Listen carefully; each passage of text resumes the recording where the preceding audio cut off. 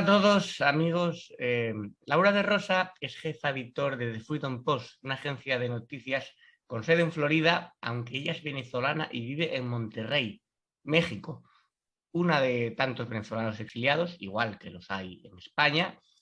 Venezuela, un país en el que tenemos sede, el Club de los Viernes, que además una de las razones de ser del club es el compromiso en la lucha contra los populismos colectivistas y esa encarnación que es el socialismo del siglo XXI, que carcome Hispanoamérica, y que en España también tenemos noticias a raíz de la fuerza que cobró un partido de germen chavista como es Podemos. Laura, desde Madrid, España, hasta Monterrey, México, bienvenida. Saludos, Roberto. Es un gusto para mí estar aquí hoy viernes en el Club de los Viernes. Es cierto, estamos grabando ya de viernes, entonces, bueno, aunque el Club de los Viernes tenemos actividad todos los días. Bueno, decía en la presentación que eres venezolana, es un país que está tomado por la narcodictadura, por el cártel de los soles y tristemente, para vergüenza nuestra, para vergüenza de los españoles, blanqueado el régimen por Zapatero, el presidente, y un régimen que son los financiadores y padres ideológicos de partidos de gobierno en España.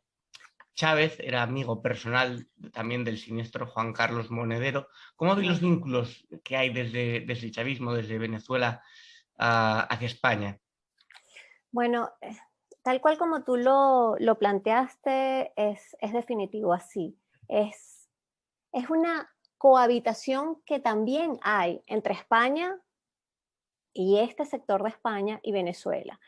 Es lamentable porque Zapatero, cada vez que nosotros escuchamos el nombre de Zapatero, eso es malas noticias. Ya nosotros sabemos que viene un mal presagio, que él lo que hace es ser un agente colaborador internacional de la narcodictadura. Y eso para nosotros es ya saber que lo que él viene es a normalizar y a subestimar la tragedia venezolana. Lo ha hecho en múltiples oportunidades y no ha dejado de hacerlo. Recientemente, el 4 de octubre, estuvo justamente en Venezuela, se reunió con Delcy Rodríguez, se reunió con Maduro, y entonces allí volvió a hacer lo mismo de siempre, que es, pues, ser un agente que funciona y plantea y disfraza muy bien todo lo que es el continuo maltrato que hace el narcorrégimen para seguir masacrando, maltratando, etcétera, al régimen de Venezuela.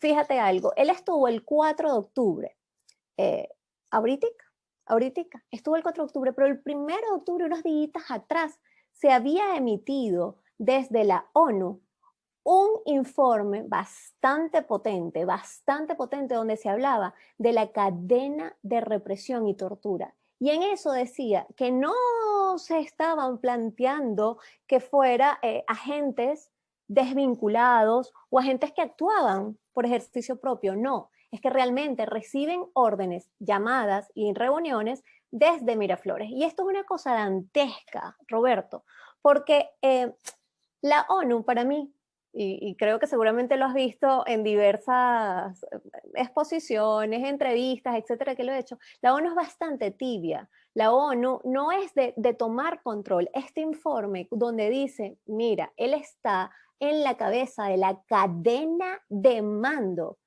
de la maquinaria de represión y tortura, es dantesco. Entonces, 5 días después, 4 días después, aparece Zapatero con su cara muy bien lavada, como siempre, con su mina de oro, como lo dijo la propia Piedad Córdoba, y con su estilo de volver esto normal. Entonces da mucha pena y nosotros no tenemos una muy buena idea de Zapatero entonces. Bueno, aclarar que en Venezuela pena significa vergüenza. Así, Vale, ¿qué vale. significa en España? Puede ser lástima también, que algo te dé lástima, pero yo creo que son ambas cosas, lástima y vergüenza, lo que sentimos. Es muy curioso que digas que el nombre de Zapatero trae malas noticias. Aquí también, cuando es noticias, suelen ser noticias de ese tipo, por desgracia. Tú vives en México, donde el López Obrador dice que España tiene que pedir perdón por la conquista de América, ahora que se acerca además el 12 de octubre. No sé qué opinas en concreto de esa propuesta o en general del presidente mexicano. Bueno, esto lo ha hecho en varias oportunidades, efectivamente ese comentario lo hizo, pero es un tema muy populista y allí hablamos de ese socialismo y de esas ideologías y valores e ideales que son básicamente resentidos. Tú no puedes estar pidiendo, no sé cuántos años después, 500 años después, que España pida perdón por lo que pasó en la colonización. Aparte que allí, bueno, nuevamente entonces, tal cual como se hacía en Venezuela, se le cambian los nombres, se dice ya no es el día de la raza, es el día del intercambio cultural y empiezan, porque esto es muy normal, Roberto, y tu audiencia seguramente lo van a determinar muy fácilmente, es muy normal que ellos traten de reconfigurar la historia a su favor.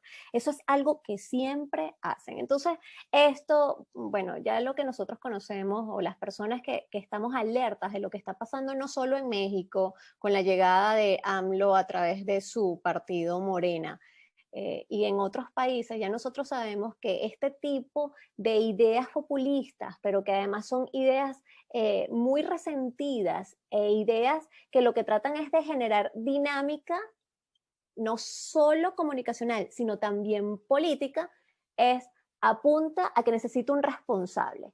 Y siempre se necesita un culpable externo.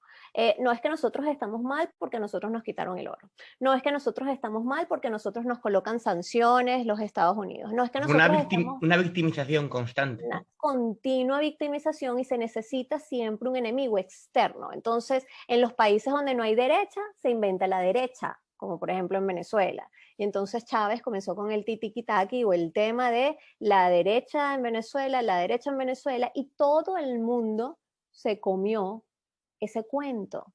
Porque, entonces es que la derecha es mala, es individualista, y es que resulta que en Venezuela no hay partidos de derecha. Y no solo eso, nunca ha gobernado la derecha. Volviendo al tema de México, es lo mismo. No, es que nosotros necesitamos un enemigo externo. En este tema puntual, vamos a acusar a España. Ahora Brasil está fuertemente dividida en una segunda vuelta. El país está polarizado, los seguidores de Lula, los seguidores de Bolsonaro. Lula forma parte precisamente de ese foro de Sao Paulo que engloba todo el comunismo del continente, que también tiene sus redes en España, porque en España varios miembros del gobierno de Podemos, de Izquierda Unida, están metidos ahí. Claro, uno piensa, es que a mí no me gusta Bolsonaro, tiene esto, tiene lo otro, pero la gente es casi como que está obligada a decidir entre, bueno, es que es una alternativa única a esta miseria, a esta pobreza, a esta corrupción, ¿verdad? Porque luego si nos atendemos a los datos, económicamente mejoró mucho Brasil con Bolsonaro y los crímenes también han descendido, quiero decir, eso es Sí. estadística.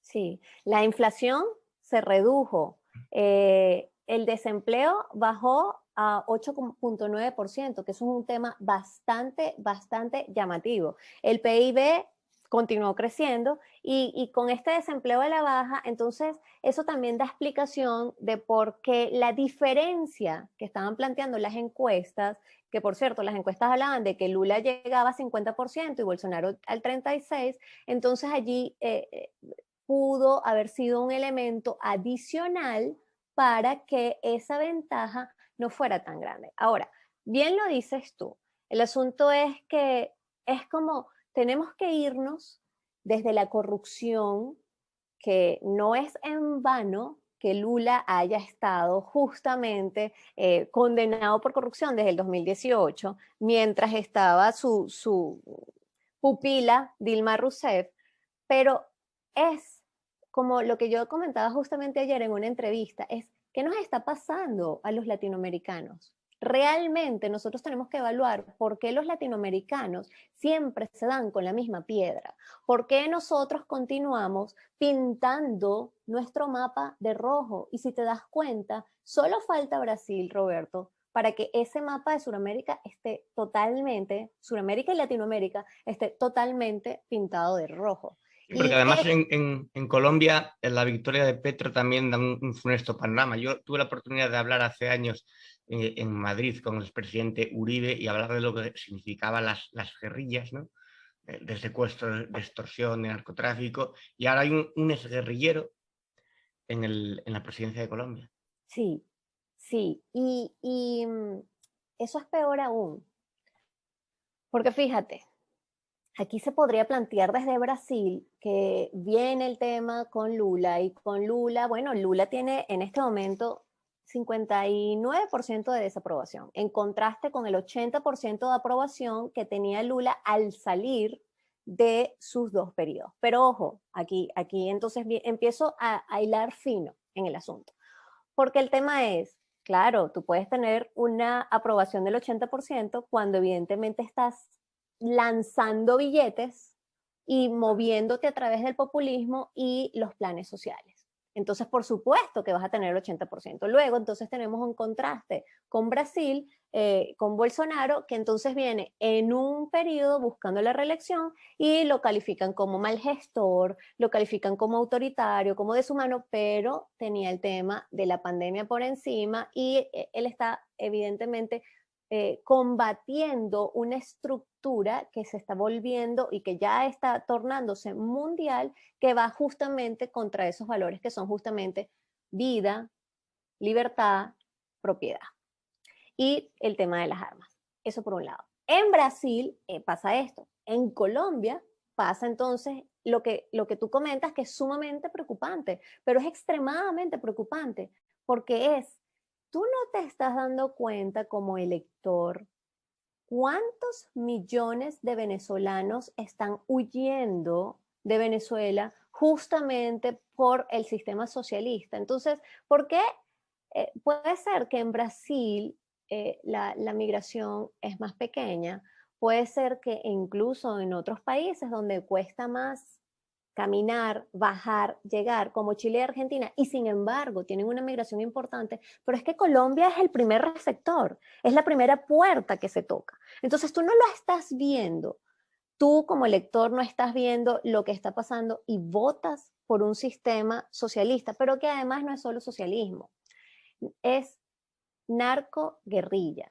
Nunca va a haber una posibilidad de que Petro sea exguerrillero. Nunca, nunca va a ser esa probabilidad. O sea, no es que yo dejo de ser lo que he sido. No, no puede serlo. Entonces, es muy preocupante que nuestra sociedad, y aquí hablo de la Latinoamérica en general, siga apuntando a estas soluciones de izquierdismo en la economía, de profunda búsqueda de estos temas wokeístas que realmente se convierten en otros pasos y nosotros seguimos buscando y buscando este tipo de candidatos y apoyamos a ese tipo de candidatos. Latinoamérica se está convirtiendo en un caso en estudio Sí. psicológico y sociológico.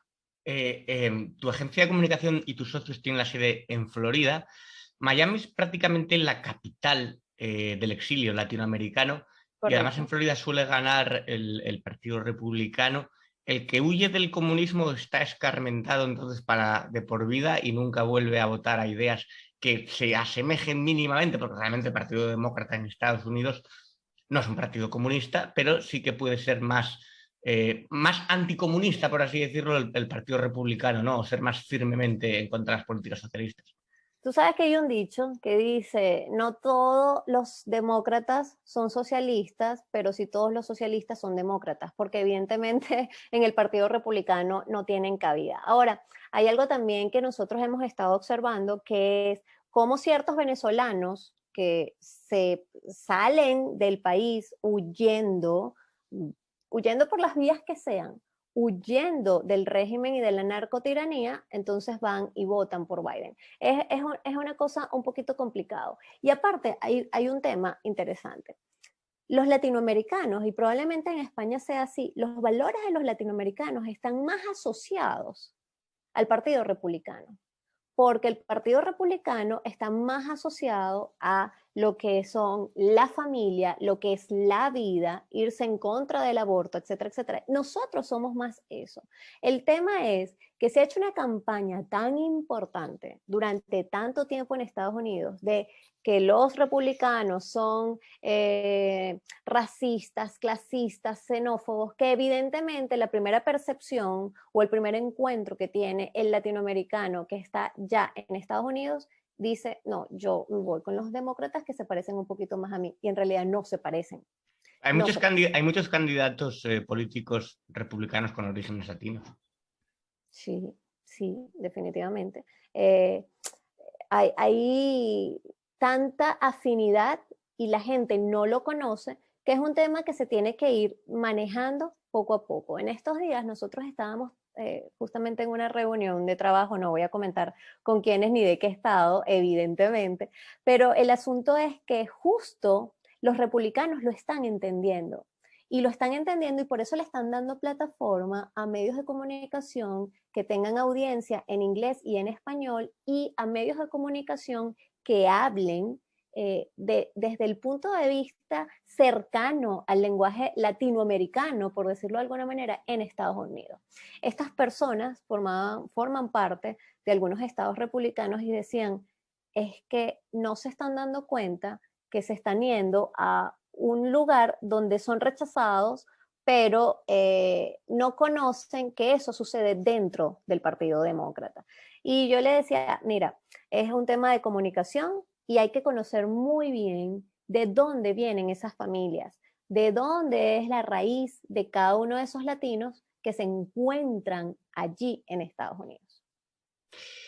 Bueno, vuelve a ser foco de la noticia Hunter Biden porque dicen que es posible que esté cercana a su detención o que lo procese la fiscalía por un asunto creo que era de blanqueamiento y de armas. Sí. De hecho, hoy fue planteado, aparte de eso, que hay muchos temas que tienen que ver con justamente blanqueamiento de armas, blanqueamiento de drogas y también algunos delitos sexuales.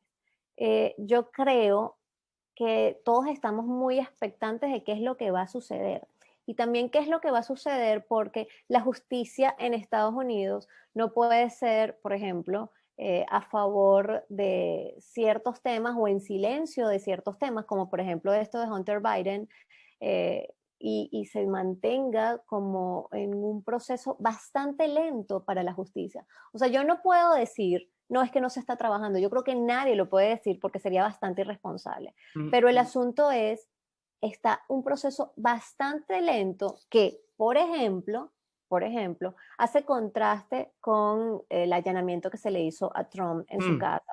Entonces, ese contraste hace mostrar que hay algunas diferenciaciones en cuanto a la observancia de la justicia y en cuanto a la dilación en los procesos y en cuanto a la agilidad de los procesos. Me comunica un amigo que vive en California que los medios no dan ningún tipo de, o sea, los vídeos, por ejemplo, filtrados de Hunter Biden, lo que hablabas del asunto sexual con menores, drogas y demás, las grandes cadenas no lo están dando, no están moviendo el escándalo, se está tapando eso sistemáticamente y solamente se filtra en medios minoritarios, internet, etcétera, pero los medios hay un encubrimiento y se pregunta, ¿por qué? O sea, ¿por qué se está tapando algo que podría estabilizar tanto a Biden y por qué se está manteniendo en el poder de casi forma artificial a una persona cuya salud es tan frágil, lo estamos viendo, está a la vista de todo el mundo, su salud mental cada vez más deteriorada de una persona que muchas veces está desubicada, perdida? No sé cuál es la opinión allí en Sí, sí, Florida. coincido totalmente contigo. Es una persona que no está apta para estar frente a Estados Unidos. Y lo preocupante no es solo las personas que se encuentran allí, que vienen del exilio, sino lo preocupante es esa población estadounidense que está viendo a su presidente totalmente desvariando constantemente, porque es un desvarío total. Mucha gente se burla del asunto. Esto no es de burla, esto es un asunto sumamente preocupante porque es la primera potencia mundial, quiera o no. Y Estados Unidos ha venido desde hace algún tiempo retrayéndose de este papel importante en el mundo para ocuparse, por solicitud de sus propios contribuyentes, de ocúpate de los asuntos internos. Y eso lo vimos, por ejemplo, en Afganistán, cuando hubo una retirada de verdad tan terrible, etcétera, etcétera. Ahora, el tema es, ¿bajo mando de quién está Estados Unidos? ¿Realmente ese es el comandante de las Fuerzas Armadas? ¿Realmente ese es el que tiene el maletín nuclear realmente ese es el que está tomando las decisiones en el tema, en todos los temas internacionales. Es muy, muy preocupante. Yo no sé si él tiene Alzheimer, yo no sé si, no podemos saberlo, pero el asunto es que es realmente preocupante ver a un presidente que no debería estar allí, y no sé si la opción de que esté Kamala Harris es mejor. Entonces, eso es sumamente preocupante, de verdad.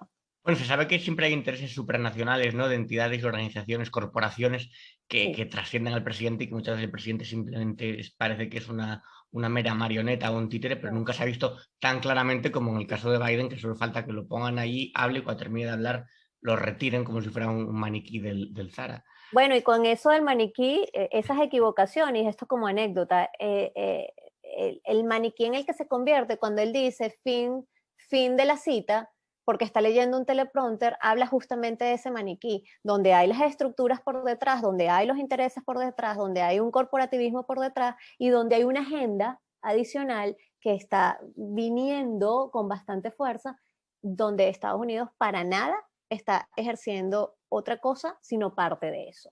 Ahora hay una chispa revolucionaria, más o menos esperanzadora, de las mujeres en Irán, Ujú. eh, que se están enfrentando a una teocracia espantosa, ¿no? De fundamentalismo islámico. No sé si sabes que en España una parte del gobierno de coalición es aliada del régimen de Irán y por eso Ujú. apenas hay unas tibias muestras de apoyo a las mujeres de allí. Pero, por ejemplo, es esa misma parte la que usa la ideología de género como negocio y como forma de ingeniería social, lo que resulta especialmente gravoso y repugnante. Es decir, no están recibiendo ningún tipo de apoyo de España las mujeres allí y aquí se preocupan por nimiedades, por chorradas, por decir niños y niñas, por recibir una insultante cantidad de dinero y de subvención para desarrollar sus neuras. Francamente, es una impotencia terrible y de una hipocresía que pone los pelos de punta. Sí, lo que está pasando después de de la muerte de Mazamini es una cosa realmente resaltante, es algo muy destacable. Ahora, como bien lo mencionas tú y yo lo mencionaba en mis redes sociales, ¿dónde están las feministas? ¿Dónde están las feministas que es en este momento, para estos valores, para este tipo de situaciones, que ellas tendrían que estar, si no puedes irte a Irán, porque evidentemente no lo puedes hacer, porque a los 2 minutos serías apedreada o latillada o presa o muerta, porque no ustedes se organizan y hacen protestas frente a todas las embajadas de Irán en el mundo, si tienen esta capacidad? Pero es que no lo van a hacer. Antes de que esa pregunta quede en el aire, no lo van a hacer porque su agenda no lo permite. Y entonces allí, bueno, esto es como un adelanto, nosotros estamos tratando de apoyar desde afuera, pero evidentemente esto también tiene que estar vinculado con organizaciones pro democracia allí. El régimen teocrático, perdón, el régimen teocrático de Irán ha sido una cosa dantesca para las mujeres, pero dantesca. Ha sido dantesca para 40 millones de mujeres que hay en Irán. 40 millones, y es una cifra sumamente importante. Básicamente tienen hijab obligatorio, no se pueden quitar, no se puede ver los mechones de su cabello, no pueden viajar, no pueden tener las custodias de sus hijos mayores de 7 años, etcétera, etcétera. Entonces, esto ha estado ya generando un caldo de cultivo importante para que esta situación con Mazamini generara una escalada de protestas distinta a la del 2009, distinta a la del 2019, y en la que están participando de manera muy importante las mujeres, pero también se han unido hombres, se han unido esposos, se han unido hermanos, se han unido padres. Y algo interesante es que algunos medios de comunicación están todavía mostrando que estas protestas se mantienen a pesar que hay la presencia de la Guardia Revolucionaria, de los paramilitares BASIC y de los agentes de seguridad vestidos de civil. Y esto es sumamente delicado, porque entonces en ese momento en que están vinculados estos agentes de seguridad vestidos de civil, pues no se sabe realmente si quienes están infiltrados o quienes están en esas marchas son personas que propiamente les están ayudando en su lucha de la libertad. Hace 6 días mataron a otra chica, el régimen teocrático, y apenas tenía 20 años, 20 años. Le mataron con 6 disparos, Roberto, 6 disparos, en la cara, en el cuello y en el pecho. Y básicamente el régimen teocrático lo que está haciendo nuevamente es utilizar, como yo le digo, en una mesa, las 4 patas. Entonces, ellos dicen, mira, estos manifestantes forman parte de una conspiración internacional liderada por Estados Unidos y liderada por Israel, porque por supuesto siempre lo van a hacer así. Entonces esa es la primera pata. Los manifestantes no están actuando porque realmente están molestos con lo que está sucediendo del tema de los velos, a lo que se le une el tema de la corrupción, el tema económico, que es terrible. No, nada de eso está sucediendo. Luego, la segunda pata de la mesa es la máxima represión, que es una cosa de verdad impresionante. Y tercero y cuarto, entonces, silenciar el Internet, hay apagones importantes del tema de Internet y entonces después vamos a movilizar a los seguidores y comienzan esas contramarchas que en Venezuela conocemos bastante bien, que siempre es una fórmula de los regímenes.